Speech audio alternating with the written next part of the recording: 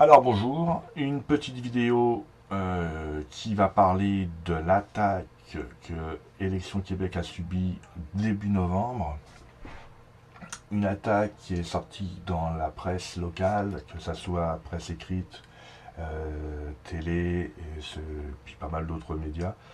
Il y a eu beaucoup de choses qui ont été écrites, beaucoup de choses qui ont été dites. En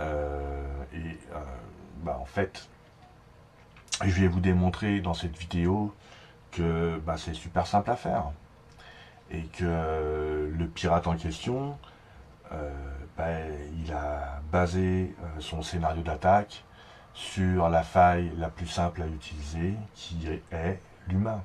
En fait, il a utilisé l'humain, qui est la faille. Il y a toujours quelqu'un qui ira cliquer sur quelque chose, qui ira ouvrir une pièce jointe qu'il ne faut pas. Et c'est ça. Et la façon dont ça fonctionne, quand on utilise un furteur, que ça soit Microsoft Edge, Firefox, Google Chrome, c'est que ces furteurs-là, en 2018, ils ont beaucoup de fonctionnalités, puis qu'il est très simple de les utiliser contre la personne qui est derrière l'écran, en fait. Donc je vais vous démontrer ça assez rapidement. Par exemple, le lab que j'ai monté pour ma démonstration repose sur deux machines. Une machine de type Windows 10, machine à jour, signature antivirus à jour, patch de sécurité installé, bref, une machine qui est capable d'arrêter des attaques sur le réseau local, par exemple. Euh, si j'en fais, je sais que le pare-feu, il va faire des alertes et il va bloquer les choses. Donc, un pare-feu, que ça soit le pare-feu ou que ça soit l'antivirus du système d'exploitation, celui-ci, il va allumer et puis il va faire des alertes. Pourquoi? Parce qu'il connaît la signature, il y a un pattern, il a la signature dans sa base de données, et puis il est capable de prendre action par rapport à ça. Là, on va s'apercevoir que ça fonctionne différemment. Puis de l'autre côté, on a une machine que tout bon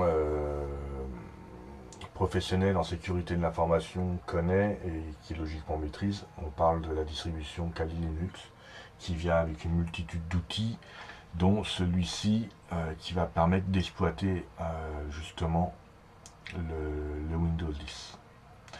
Donc si je me mets dans la peau d'un usager lambda et puis que j'ouvre par exemple Chrome, j'aurais pu ouvrir d'autres furteurs, mais ça marche aussi bien avec Chrome.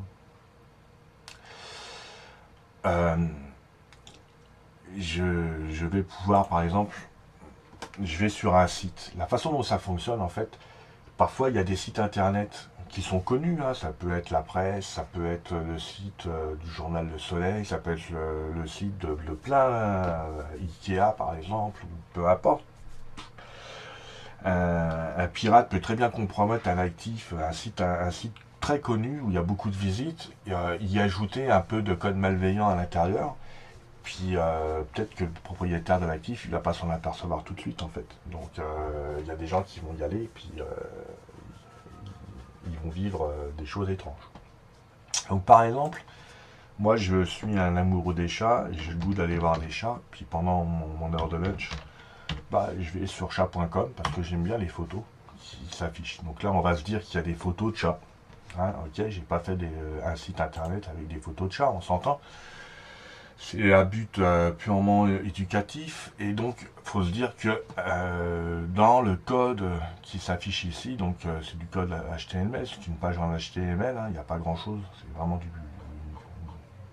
une page HTML avec un fichier CSS, et encore même pas le CSS il est inclus directement dans la page index. Moi j'ai simplement été rajouter une ligne de code qui me permet d'exploiter, comme on peut le voir ici, la machine de ma victime. Donc là, on voit quoi? On voit que ce bel outil est capable d'avoir plein d'informations. Il est capable de me donner le système d'exploitation, avec plein d'informations comme son IP, le type de furteur utilisé. Il est capable de détecter que c'est une machine virtuelle et on s'aperçoit qu'il est capable de m'émettre le nom de domaine que j'ai rejoint. On s'entend, hein, je peux en avoir plusieurs. Et là, c'est leur business. Hein. Donc, ils font de l'argent avec ça. Donc, il faut que ça fonctionne. Et je vous prouve que ça fonctionne. Et on est capable de voir qu'on voit les furteurs qui sont online et on a des furteurs qui sont offline. Parce qu'on peut faire de la persistance. Et donc ça veut dire qu'après, quand la machine elle va se mettre sur internet et que tu vas ouvrir ton furteur, et ben tu vas signaler au pirate que tu es en ligne. Et lui va pouvoir utiliser ta machine comme une machine zombie. Et oui, c'est cool. Donc finalement la madame, elle a vu de quoi qui s'est affiché. C'est sûr que d'après ce que j'ai pu comprendre dans les différents articles et les vidéos que j'ai vues, elle a passé un coup de téléphone, elle a cliqué sur quelque chose. En fait, elle a cliqué sur quelque chose. Donc là, on est sur donc, du Chrome, c'est ça, ouais, c'est Chrome. Moi, je peux faire la même chose. On va sur Chrome, j'y fais afficher une barre de notification qui lui dit « Bah, madame, il vous manque quelque chose pour surfer correctement sur cette page web-là, installez-le. » Je ne mettrai pas la charge virale, donc on s'entend qu'ici, on met la charge virale. Ici, on met le texte qu'on souhaite afficher, puis on exécute. Bingo! Et voilà. Donc là, on a une fenêtre qui s'installe, qui s'affiche. Tu y mets le message. Donc là, on a dit qu'on a laissé le truc par défaut. Hein. Tu as besoin d'un plugin. Puis bah, la personne, elle a fait quoi? Elle a fait clic là. Ok, donc là, la charge virale n'est pas là. Il n'y a pas de charge virale, mais j'aurais pu mettre une charge virale. Si je fais mon affaire comme du monde, la charge virale, elle ne sera pas détectée par l'antivirus parce qu'il n'y a pas de signature, tout simplement. Et puis voilà, l'affaire est ketchup. J'ai réussi à compromettre la machine. À partir de là, je peux faire des élévations de droit, je peux faire des attaques transversales, j'ai plein de choses qui s'offrent à moi en fait. Et voilà, donc c'était juste ça. Donc je pense pas que le problème soit localisé sur l'infrastructure ou la méthodologie utilisée par Élections Québec.